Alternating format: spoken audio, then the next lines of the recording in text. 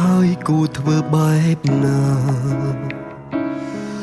ឬត្រូវបងខំចិនដាបំពេញបងប្អូនល្អណាមួយមិនចង់ឃើញនាងយំទើបខ្ញុំចង់សុំថែបន្តបងមិនស្មងសយល់គួរដោះលែងនាងទៅមិនខ្វល់អារម្មណ៍បងបែបណាឲ្យខ្ញុំលះបងនាងគឺគ្មានផ្លូវនាងស្រឡាញ់ខ្ញុំខ្លាំងហើយអីលើបងទេជាអ្នកត្រូវដើរចេញបងប្អូនល្អស្លាប់រស់រួមគ្នាតែនាងជាមនុស្សខ្ញុំស្រឡាញ់ទោះយ៉ាងណាក៏មិនអាចប្រគល់នាងឲ្យទៅបងវិញមិនបានទេ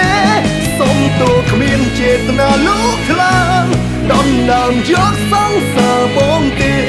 នេះក៏ព្រោះតែបងមិនអាចមើលថែនាងបាន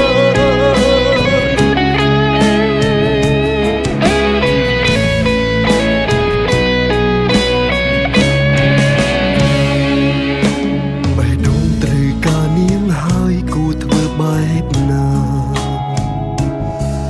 ឬត្រូវបងខំចិនដាបំពេញបងប្អូនល្អណាមួយមិនចង់ឃើញនាងយំទើបខ្ញុំចង់សុំថែបន្តបងមិនស្មងស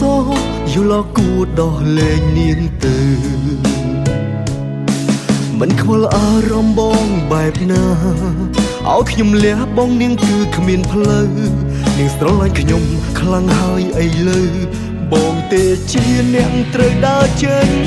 បងប្អូនល្អស្លាប់រស់រួមគ្នាតែនាងជាមនុស្សខ្ញុំស្រឡាញ់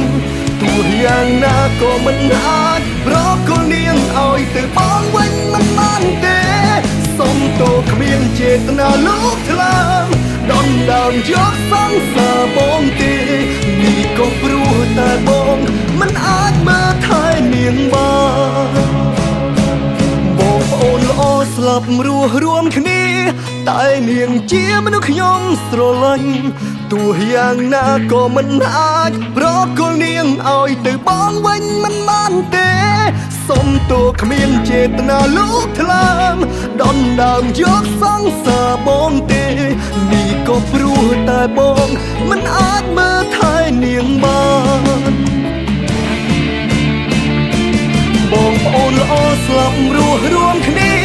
តែនាងជាមនុស្សខ្ញុំស្រឡាញ់ទោះយ៉ាងណាក៏មិនអាចប្រគល់នាងឲ្យទៅបងវិញមិនបានទេសុំទោះគ្មានចេតនាលោកថ្លើមដាច់ដើមយកសង្សារបងទេនេះក៏ព្រោះតែបងមិនអាចមើលថែនាងបាននេះក៏ព្រោះតែបងមិនអាចមើលថែនាងបាន